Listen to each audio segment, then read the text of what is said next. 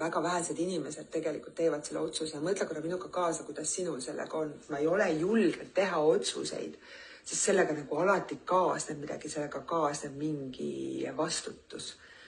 Ja et kas sina julged tegelikult teha selle otsuse, mille suunas sa liikuda tahad. Sul on vaja täiega näha, kes sa oled ja sa saad teha seda läbi otsuste. Hakka võtma järjest rida otsuseid vastu, mida sa oled praegu edasi lükanud.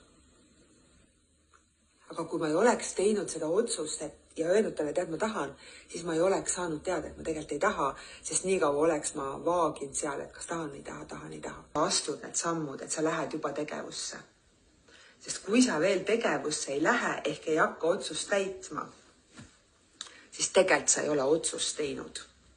Lihtsalt kardame võtta vastutust, sest siis me peame hakkama midagi tegema, aga meie keha, meie organism on nii mugav, me ei taha midagi üleliigselt teha.